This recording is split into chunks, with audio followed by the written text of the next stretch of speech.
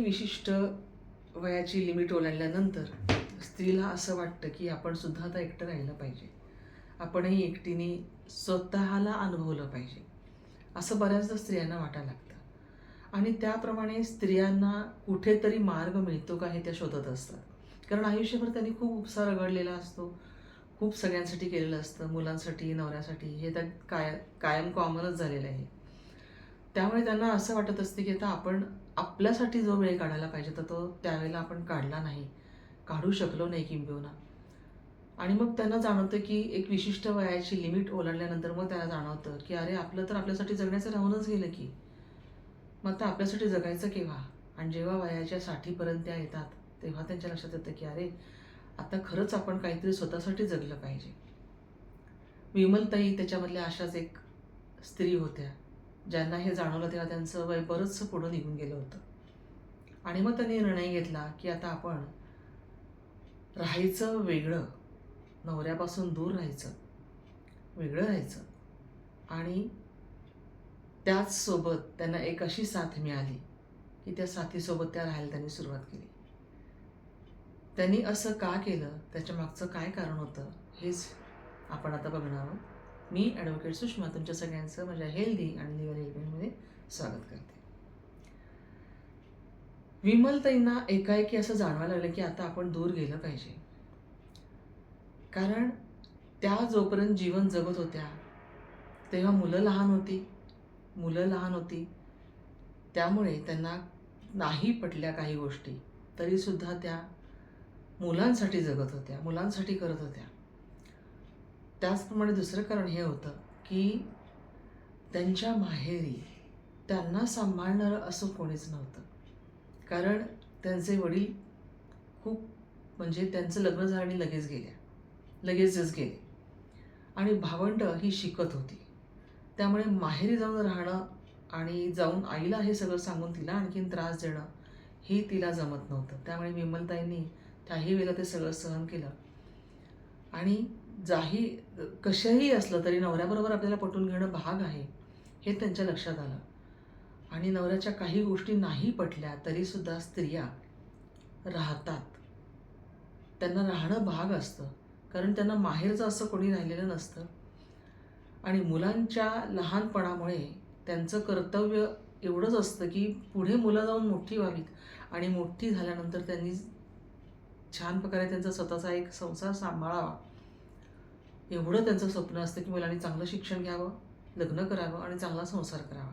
बाकी स्त्रीची कुठलीही अपेक्षा नसते. आता इथे पुरुष काय असतो की घराच्या बाहेर जास्त तो राहत असतो, त्याच्यामुळे असा त्याचा निम्मा टाईम घराच्या बाहेर जात असतो. तो टाईम तो बाहेर घालवतो तेव्हा तो जरी काम करत असला तरी त्या कामाच्या सोबत त्याचे काही असे साथीदार त्याला मिळत असतात की ज्याच्यामध्ये त्याचं मन अगदी छान रमत असतं. ही गोष्ट स्त्रीच्या बाबतीत मात्र फार कमी होत असते. स्त्रीला मात्र हे मिळत नसतं. त्यांना लगेचच सगळ्या अगदी मैत्रिणी मिळतील किंवा त्यांना कुठेतरी आपलं स्वतःच्या मनातलं बोलायला मिळेल असं काही नसतं. त्याच्यामुळे त्या मात्र त्यांची कोंडी होत असते, तरी पण त्यांचं मन मारून त्या जगत असतात, कसे तरी दिवस काढत असतात. मुलांची लग्न झाल्यानंतर मग त्या स्त्रियांना जेव्हा नवऱ्याबरोबर एकटं राहायची वेळ येते आणि जेव्हा नवरा रिटायर होतो तेव्हा फार त्यांना जाणवायला लागतं या गोष्टी अधिक. कारण नवरा जेव्हा 24 तासच घरात राहायला लागतो तेव्हा मात्र मग त्या बाईला त्या घरामध्ये खरं सांगायचं तर एकटं राहण्याची सवय झालेली असते, एकटं जगण्याची सवय झालेली असते. त्यामुळे ती स्वतःच्या पद्धतीने ती एक विशिष्ट पद्धतीने आखलेली असते, त्या पद्धतीने ती जगायला सुरुवातीने केलेली असते.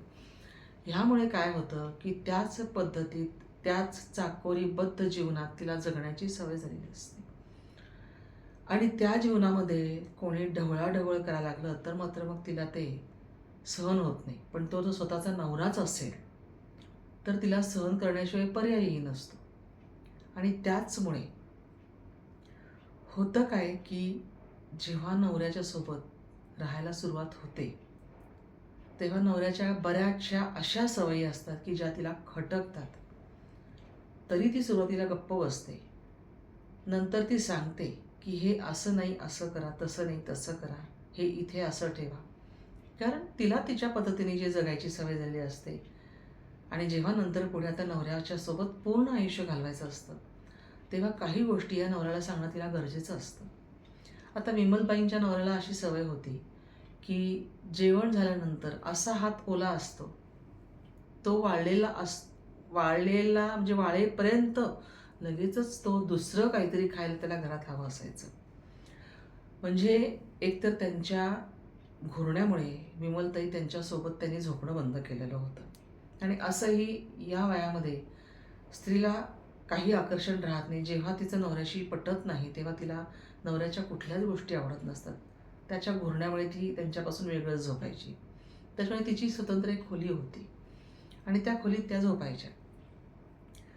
पण जेव्हा त्या त्यांच्या खोलीत सगळं आवरून टेबल किचन ओटा सगळं आवरून त्या जेव्हा त्यांच्या रूममध्ये जाऊन झोपायच्या, तेव्हा त्यांना लगेच दरवाजांचे आवाज यायचे, खटाक खुटूक खटाक खुटूक. त्यांची झोपमोड तर व्हायची. झोपाची थोडीशी जी एक आपण पॉवर नॅप ज्याला म्हणतो, ती थोडीशी विश्रांती जी असते त्यावेळेला त्यांना तो त्रास व्हायचा, पण तरी त्या काही बोलायच्या नाही. पण जेव्हा उठून त्या बाहेर यायच्या झोप झाल्यानंतर, तेव्हा त्यांच्या लक्षात यायचं की काहीतरी डबे उघडलेले आहेत, ते तसेच राहिलेले आहेत.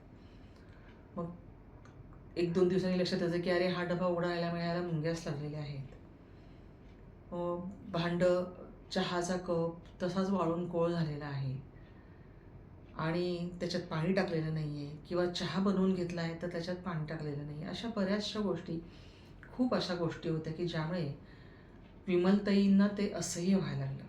आणि त्यांनी बऱ्याचदा गोड समजावून सांगितलेलं होतं की ह्याच्यात असं पाणी भरून ठेवत चला, म्हणजे कप वाळत नाहीत, किंवा चहाच्या भांड्यात, दुधाच्या भांड्यात रिकामा झाल्यानंतर पाणी भरा, नाहीतर मग भांडेवाली स्वच्छ धुवत नाही. अगदी सगळं गोड बोलून त्या सांगत होत्या. पण नवऱ्याचा स्वभाव पहिल्यापासूनच तापट होता आणि तो तापट स्वभाव त्यांनी अगदी लग्नापासून सहन केलेला होता. मुलं लहान होती म्हणून, बाहेरची परिस्थिती गरीब होती म्हणून किंवा वाईट होती म्हणून त्या कायम सहन करत आल्या. पण आता लग्नानंतर इतकी वर्ष गेल्यानंतर सुद्धा नवऱ्याचा हाच स्वभाव त्यांनी, मुलांचा संसार सुरू झाला, त्यांना नातवंड झाली तरी पण सहन करायचा. आणि बरं एवढ्यावर नव्हतं, सतत बायकोची टर उडवायची. म्हणजे हे पूर्वीपासून होतं. बायकोची टर उडवायची, जवळच्या नातल्या स्त्रिया ज्या असायच्या त्यांच्यासमोर खिल्ली उडवायची, स्वतःच्या मित्रांच्या समोर खिल्ली उडवायची, किंवा सगळी नातलग मंडळी काही कारणानिमित्ताने किंवा फंक्शन निमित्ताने एकत्र जमली तर तिथे बायकोचा अपमान करायचा. अशा अनेक गोष्टी त्यांच्या नवऱ्याकडून होत्या आणि तरी त्या गप्प बसायच्या, त्या काही बोलायच्या नाहीत. हे सगळं त्यांना समजावून सांगायचं की तुम्ही असं करू नका, पण तो कधी सुधारलाच नाही. तो सुधारण्याच्या फार पलीकडे गेलेला होता. आता वयाची 70 आल्यानंतर सुद्धा नवरा सुधरतच नव्हता. आणि त्यांचं सुद्धा असं झालेलं होतं की काही ना काही कारणामुळे अनेक गोष्टींच्या बाबतीत त्यांचं ऑपरेशन झालेलं होतं. त्यामुळे त्यांच्याकडनंही काम होणं कठीण झालेलं होतं. आणि अशा वेळेला जेव्हा एकत्र राहतात तेव्हा नवरा बायकोंनी कामं ही एकत्रितपणे समजून घेऊन केली पाहिजेत, असं त्यांचं मत होतं. आणि त्यामुळेच त्या म्हणायच्या की तुम्ही हे असं करा, कारण त्यांना होतच नव्हती कामं. त्या सांगायच्या की आता माझ्याकडनं होत नाही, तेव्हा तुम्ही तुमची जी कामं करता ती तुम्ही नीट करा, बाकीचं सगळं मी बघत जाईन. पण नाही, ते किचनमध्ये यायचे तेव्हाही तिचा नवरा सगळं मेसी गोंधळ करून ठेवायचा. टेबलवर सगळं खायचा प्यायचा, टेबल घाण करून ठेवायचा. मग तिथे झुरळं यायची, मुंग्या यायच्या, ओट्यावरही तसंच व्हायचं. स्वतःची रूम तर तो माणूस स्वच्छ ठेवतच नव्हता. जे काही खायचं त्या सगळं त्या रूममध्ये पडलेलं असायचं. कधी चुकून त्या जर गेल्याच बेडरूममध्ये तर त्यांना सगळं ते दिसायचं. पण त्या काही बोलायच्या नाही, न बोलता निघून यायच्या बाहेर. असं सगळं त्या सहन करायच्या. मग आता यांना मार्ग कसा दाखवायचा, तर एक दिवस बोलता बोलता त्यांची मैत्रीण रमा त्यांना भेटली बागेमध्ये वॉक करत असताना. आणि मग त्यांनी ठरवलं की अरे रमाकडंच जायला काय हरकत आहे, म्हणून त्यांनी तिला विचारलं आणि त्या पण हो म्हणाल्या. आणि मग त्या रमाबाईंकडे राहायला गेल्या. एक दिवस तरी, म्हणजे नवऱ्याला एकदा तरी आपण सबक शिकवला पाहिजे यासाठी त्यांनी सरळ रमाबाईंचा घरचा रस्ता पकडला आणि त्यांच्यासोबत राहायला लागल्या. 1 महिना झाला, 2 महिना झाला, नवऱ्याला काही वाटत नव्हतं. तो छान त्याचं जगत होता. तो मौज मस्ती करत होता, त्याचं खाणं पिणं. उलट त्याला असं वाटलं की मोकळा झालाय, असं त्याला वाटलं. असे 2 महिने गेले, 4 महिने गेले, 6 महिने झाले. पण मग विमलबाईंनाच असं वाटलं की अरे आपण ह्यांच्याकडे फुकट राहतोय. तेव्हा त्या म्हणल्या की रमाताई, तुम्ही एकट्या राहताय म्हणून मी राहते, पण तुमच्याकडे एकटं राहिलं तरी सुद्धा फुकट राहणं मला आवडणार नाही. मी तुम्हाला काहीतरी देत जाईन, तुम्हाला चालेल का?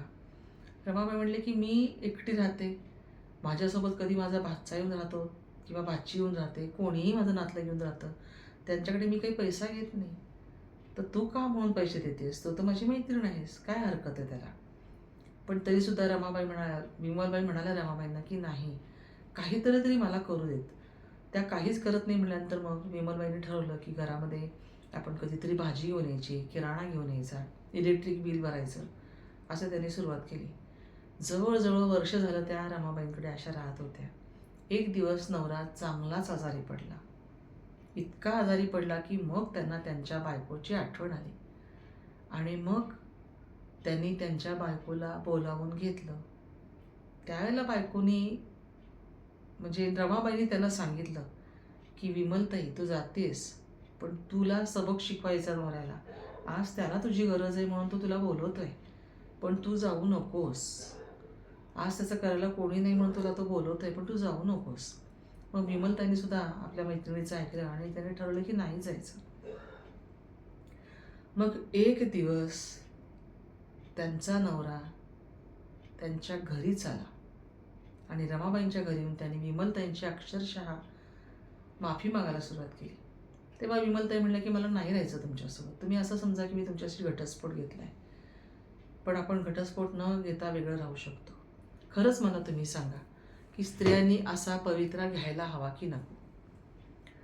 खूप स्त्रिया वय वाढलं आहे म्हणून घाबरून जातात आणि त्यांना असं वाटतं की नाहीच, आता आपण काहीच नको, आपल्यामध्ये काही हिंमत नाही, आता आपण करू शकत नाही. एखादी स्त्री घाबरून जाते. पण प्रत्येकीलाच रमा कुठे मिळते? मग अशा वेळेला त्या स्त्रियांनी काय करायचं? त्या स्त्रियांनी सरळ एकतर वृद्धाश्रमाचा रस्ता पकडायचा, नाहीतर दुसरा कुठला तरी मार्ग शोधायचा. कारण किती दिवस तुम्ही ते तुमच्या नवऱ्याचा त्रास सहन करणार? का मला एक सांगा की म्हणजे स्त्री कधीच दमत नाही का? थकत नाही का? तिला तिचं दुखणं नसतं का? ती स्त्री आहे म्हणून तिने राबतच राहायचं का गाढवासारखं? नवऱ्याचा सगळा त्रास सहनच करत राहायचा का? तर मग विमलताईंनी जे केलं ते बरोबर होतं की चूक? काय वाटतं तुम्हाला? नक्की मला कमेंटमध्ये कळवा आणि तुमच्या कमेंट्सची मी नक्की वाट बघेन. परंतु या प्रश्नाचं उत्तर सगळ्यांना मिळालं पाहिजे, म्हणूनच कमेंट करा आणि तुम्ही कुठून बोलताय हे सुद्धा नक्की कळवा की विमलताईंचा जो त्यांनी घेतलेला पवित्रा होता तो बरोबर होता का नाही.